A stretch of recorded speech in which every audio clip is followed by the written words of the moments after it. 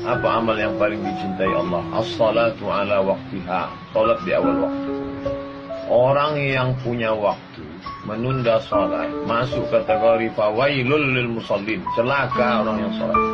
Kenapa dia celaka? Menunda-nunda salat. Salat itu bukan kewajiban. Salat itu adalah hubungan koneksi dengan Allah Subhanahu wa taala. Kau tunda salatmu hanya karena jabatan. Belum kau mati pejabat pengganti sudah siap. Kau tunda sholatmu hanya karena kerjaan. Sedangkan rezekimu datang dari Allah. Hubungan dengan yang punya rezeki tidak diperbaiki. Mau minta rezeki, mau minta sama siapa? Sholat dulu. Apa sholat baru yang lain? Kebiasaan mudah-mudahan sholat. Na'udzubillah. Jangan sampai datang masa waktunya. Rabbana absarna, mata kami sudah melihat azab, wa sami'na, telinga kami sudah mendengarkan tangisan teriakan azab. Farji'na na'mal salihan, balikkan lagi kami ke dunia, kami mau beramal saleh.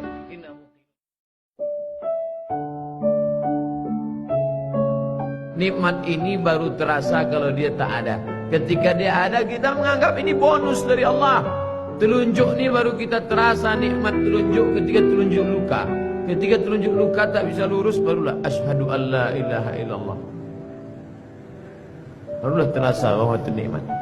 Sudah tak ada dia, baru kita rasa nikmat. Oh, yang lebih celakanya ketika nikmat hidup itu sudah dicabut Allah, baru terasa bahwa nikmat hidup itu rupanya nikmat. Na'udzubillah. Absarna, mata kami sudah menengok azab. Wa sami'na, telinga kami sudah mendengar azab. Farji'na, balikkan lagi kami ke dunia ya Allah. Na'mal salihan, kami mau beramal saleh. Tak bisa. Apa lagi? Penyesalan tak bermakna.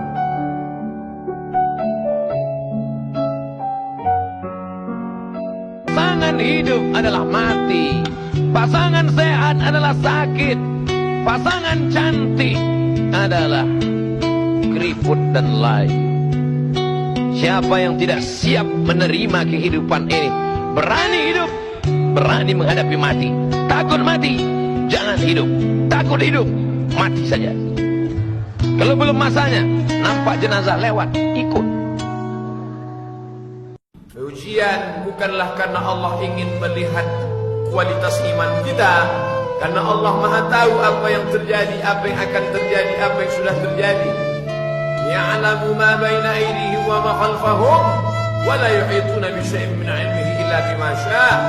Apa yang terbetik di hati, apa yang terlintas dalam pikiran Allah tahu. Lalu mengapa Allah menguji? Allah ingin memberitahu, bukan Allah ingin mencari tahu, tapi Allah ingin beritahu kepada yang tidak tahu bahwa engkau belum layak masuk ke dalam surga, karena engkau belum lagi lulus sebagai orang yang berhasil melewati ujian-ujian. Diuji dengan sakit, lulus. Diuji dengan kehilangan, lulus. Diuji dengan kematian, tidak bergeming imannya. Diuji dengan berbagai macam musibah, mulutnya tetap berkata inna lillah. Andai kau beri kami tenggat waktu ya Allah, laula akhartani, kalau kau beri aku waktu ila ajalin qarib, aku tak minta hidup 1000 tahun. Ila ajalin qarib, sebentar saja kau hidupkan aku ya Allah. Memangnya kalau ku tambah hidupku kau mau apa? Fa asaddaqa, aku mau bersedekah. Wa akum minas salihin, aku ingin jadi orang saleh. Tapi hari itu tidak berguna. Kenapa? Karena dunia sudah berakhir. Idza sama'un fatarat, langit terbelah. Wa idzal kawakibun tas'arat, planet bertabrakan. Wa idzal biharu fujirat, air sungai Siak, air laut akan naik ke darat, hancur, tsunami dahsyat berakhir. Wa idzal quburu bu'thirat, semua yang dikubur bangkit. Disitulah orang baru sadar. Yang 9 bulan 10 hari mengandung siapa? Yang menyusukan 2 tahun siapa? Hari ini saat dia tidak bisa mendengar, membelikan alat dengarnya pun kau berhitung. Padahal kalau kau gendong dia dari Bandung sampai ke Makkah, kau bawa lagi pulang, belum tentu dapat menembus 1 tetes darahnya saat melahirkan engkau. Berapa jahitan robek dagingnya gara-gara melahirkan engkau. Bawa orang tuamu, senangkan dia, bahagiakan dia. Dosa terbesar di antara yang besar, pertama syirik, yang kedua uququl walidain. Kalau ada uang berikan, sehingga kau tidak perlu berteriak. Jangan sampai berteriak. Jangan sampai orang tuamu membawa HP ke servis HP. Nah, HP habis bapak ibu rusak ya.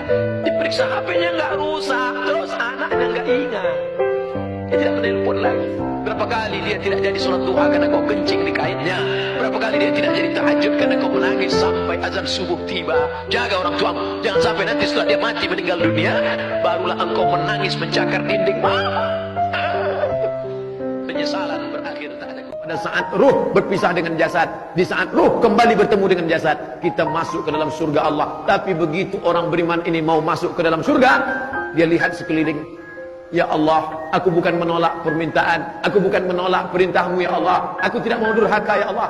Tapi saudaraku yang dulu sama dengan aku, yang sama-sama ngaji, kok sekarang nggak ada.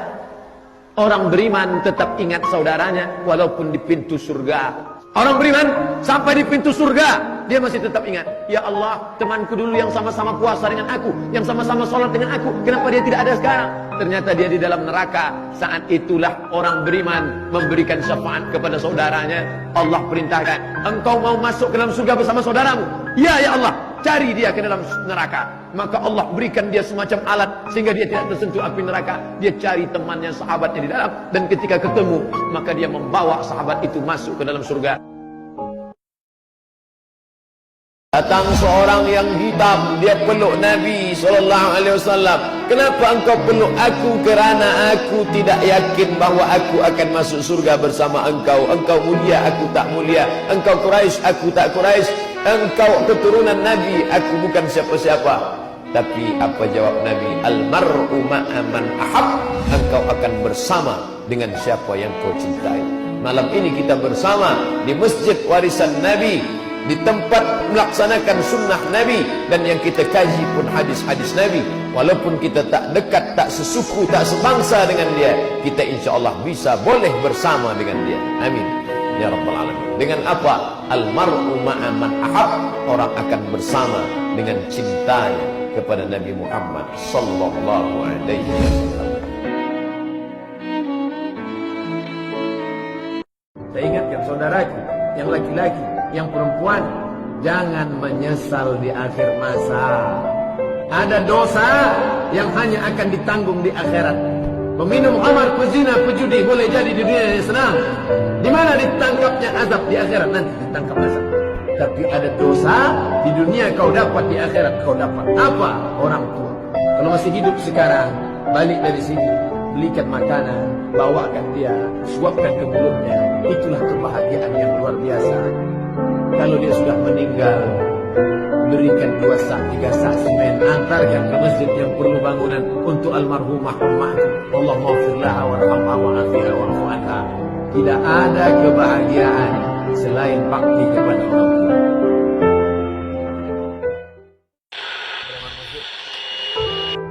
Beribadah karena orang, beribadah karena harta, beribadah karena yang lain.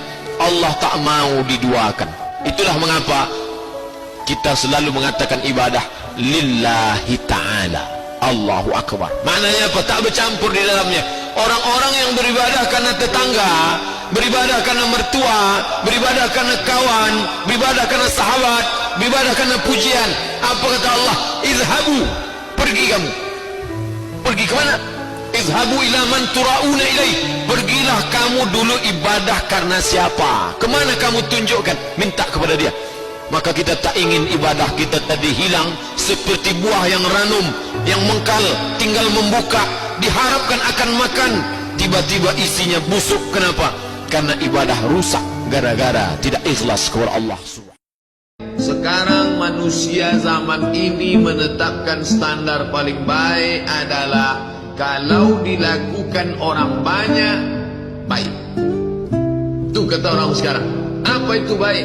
Asal dibuat orang banyak, baik. Kalau dilakukan tokoh masyarakat panutan, baik, walaupun salah.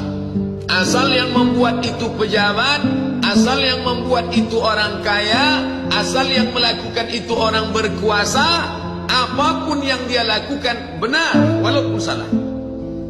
Itulah yang dibantah oleh Islam. Itu Jangan lagi kamu mengatakan baik karena dilakukan orang banyak. Jangan kamu katakan baik karena dilakukan orang punya harta, orang punya kuasa, orang punya kekayaan. Tapi kau katakan itu baik karena Allah mengatakannya baik.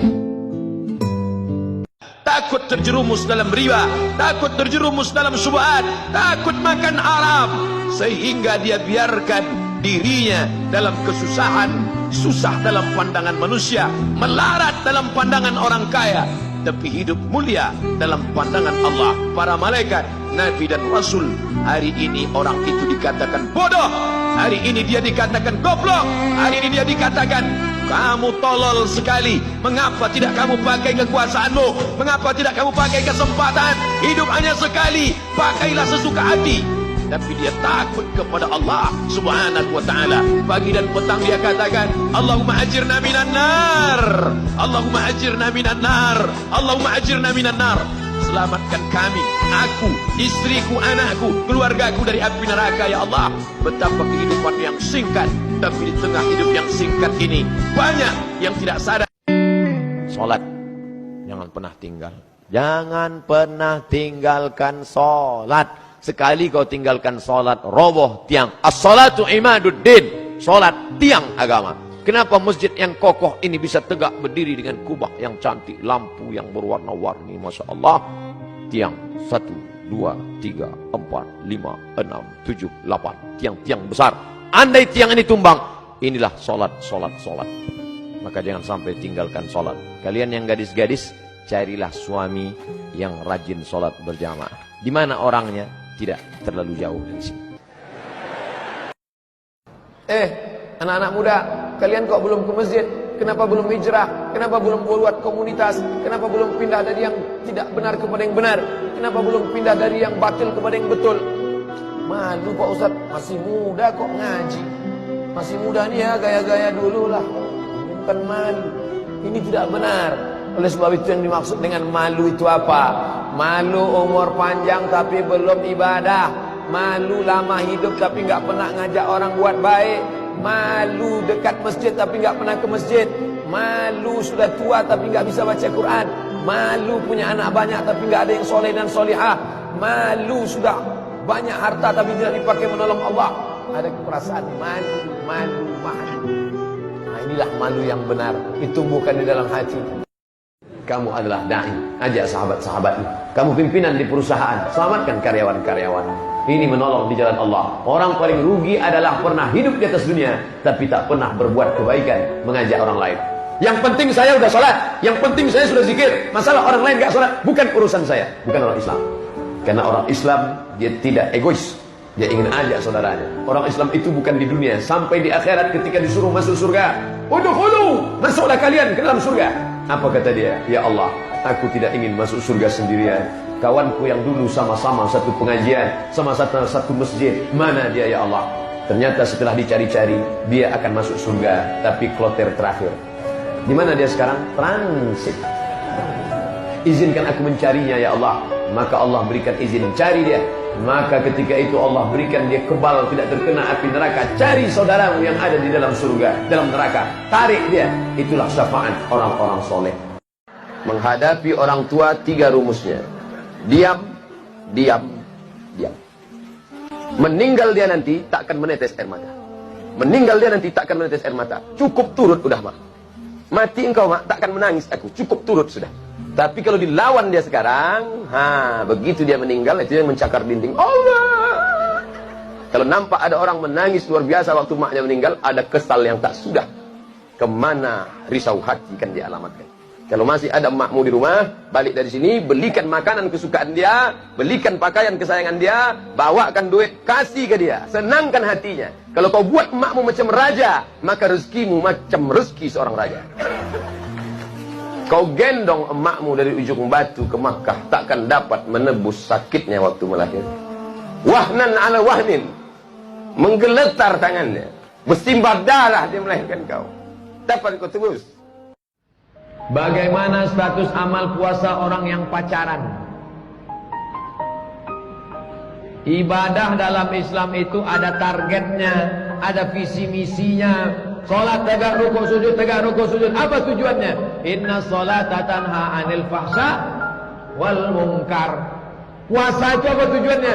Ya ayyuhalladzina amanu kutiba 'alaikumusiyam kama kutiba 'alal ladzina min qablikum la'allakum tattaqun. Puasanya gugur, kewajiban puasanya gugur, tapi pahala puasanya tak ada. Man lam yada' qaulaz zur, siapa yang tak meninggalkan cakap yang tak baik, wal amala bihi, amal yang tak baik, falaisa lillahi hajatun fi ayyada'a ta'amahu wa syarabahu. Dia tinggalkan makan, dia tinggalkan minum, tapi tetap dia pacaran. Kalian yang pacaran, berhentilah. 13 hari lagi puasa, masih juga pacaran, berhenti, stop. Buanglah mantan pada tempatnya. Ujian yang pertama, khauf, takut. Yang kaya takut miskin, yang senang takut susah. Apakah takut itu bisa membuat orang menjadi kafir? Ya. Saking takutnya miskin, menghalalkan segala cara. Apa yang membuat orang melakukan perbuatan haram? Takut.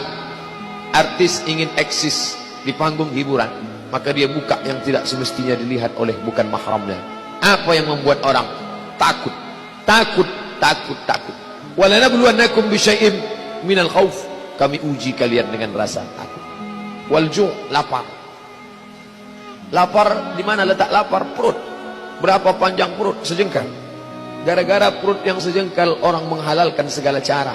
Sejengkal perut, sejengkal di atas pusar, sejengkal di bawah pusar. Nafsu perut, nafsu syahwat.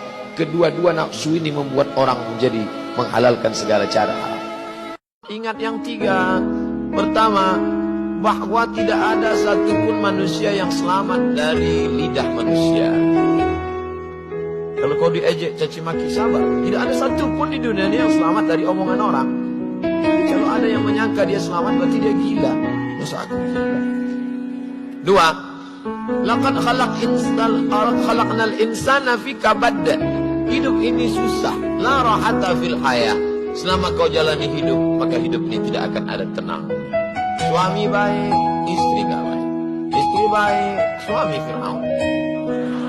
Suami baik, istri baik, anak yang ngotot. Suami baik, istri baik, anak baik, mantu tukang santet. Ada saja. Lalu kemudian tak ada satupun yang selamat dari kematian. Bahkan lebih parah lagi, sampai dia berkata, aku tidak pernah sholat, aku tidak pernah puasa, aku tidak pernah berzakat. Kenapa rezekiku lancar? Kenapa anakku sehat? Kenapa aku umur panjang dan kekuasaanku hebat? Sombong. Yukhadi'un Allah. Mereka merasa sudah menipu Allah. Wa huwa khadi'uhum. Padahal Allah sedang memainkan mereka dalam tipu daya bernama istidraj. Sanastadrijuhum min haitsu la ya'lamun. Kami ulur mereka dengan istidraj. Wa umli lahum. Aku ulur umur panjang, aku beri kekuasaan yang tinggi, aku beri harta yang banyak, aku berikan anak istri hidup yang tenang. Tapi sebenarnya itu adalah laknat bersampul rahmat. Jangan lupa subscribe, like, and share.